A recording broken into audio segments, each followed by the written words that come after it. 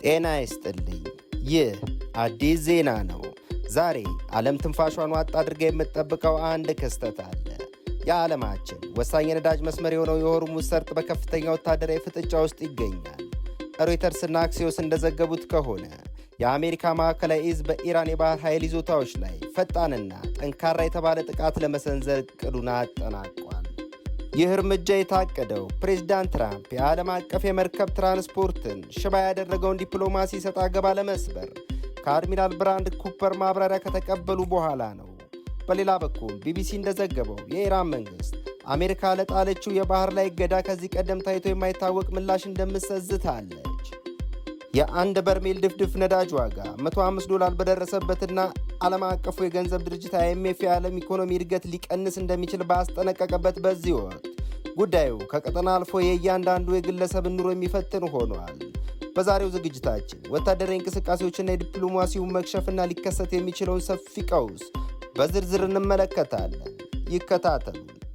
በመሬት ላይ ያለውን እውነታ እንመልከት። ዎል ስትሪት ጆርናል ከአሜሪካ የውጭ ጉዳይ ሚኒስቴር ያገኘሁት ነው ባለው ሰነድ መሠረት አሜሪካ የባህር ላይ ነፃነት ግንባታ የተሰኘ አዲስ ዓለም አቀፍ ጥምረት እያስተባበረች ትገኛለች። የዚህ ጥምረት ዓላማ በፋርስ ባሕረ ሰላጤ ውስጥ ማዕቀቦችን ለማስከበርና የንግድ መርከቦችን በወታደራዊ ኃይል ታጅበው እንዲጓዙ ለማድረግ ነው።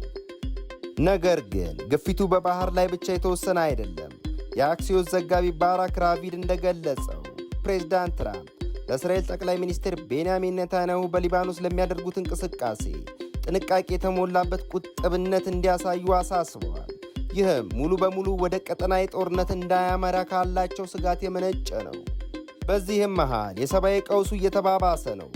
አልጀዚራና የተባበሩት መንግስታት ባወጡት ሪፖርት በቀጠና ውጥረት ምክንያት የድንበር መሻገሪያዎች በመዘጋታቸው በጋዛ ያለው የሰብአዊ ድጋፍ አቅርቦት ከፍተኛ እንቅፋት ገጥሞታል።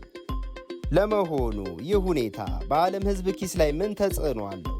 ዓለም አቀፉ የንግድ ድርጅት IMF በዚህ ሳምንት ባወጣው የዓለም ኢኮኖሚ እይታ ሪፖርት ጉዳዩ አሳሳቢ መሆኑን አመልክቷል። ድርጅቱ ለ2026 የነበረው ዓለም ኢኮኖሚ እድገት ትንበያ ወደ 3.1 በመቶ ዝቅ አድርጎታል። ይሁን እንጂ ዋናው ስጋቱ ግጭቱ አሁን ካለበት ደረጃ ሰፍቶ የሚቀጥል ከሆነ እድገቱ ወደ 2 በመቶ ሊወርድ እንደሚችል አስጠንቅቋል።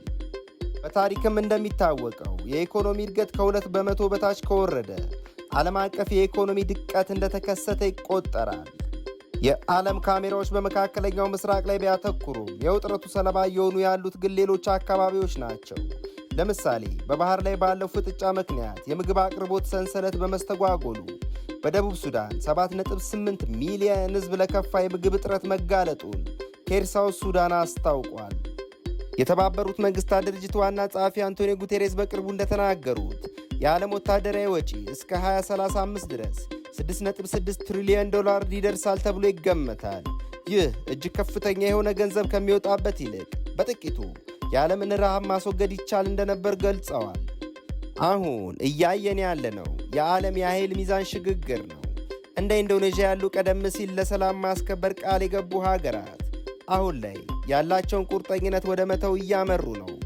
የሰላም መከታተያ 2026 የተሰኘው ሰነድ እንደሚያስጠነቅቀው ዓለም ከሰው ልጅ ይልቅ ለመሳሪያ ቅድሚያ እየሰጠች ትገኛለች። ወደ ግንቦት ወር ስንገባ ትልቁ ጥያቄ ዲፕሎማሲ ያሸንፋል ወይስ ዓለም ወደ ተባባሰ ጦርነት እያመራች ነው የሚለው ነው። በባህሬን ሰብሳቢነት የሚመራው የተባበሩት መንግስታት የጸጥታው ምክር ቤት በዚህ ሳምንት መጨረሻ ከፍተኛ ውይይት ያደርጋል ተብሎ ይጠበቃል። አሜሪካ ያቀረበችው የሰላም ማዕቀፍ ተቀባይነት ማግኘት አለማግኘቱ መላው ዓለም በንቃት ይከታተላል። ለዛሬ ያዘጋጀውላችሁ ዓለም አቀፍ ዜና ይህንን ይመስላል። ይህ አዲስ ዜና ነው። ቻናላችንን ላይክ፣ ሰብስክራይብ በማድረግ የደውል ምልክቷን በመጫን ቤተሰብ ይሁኑ። እናመሰግናለን።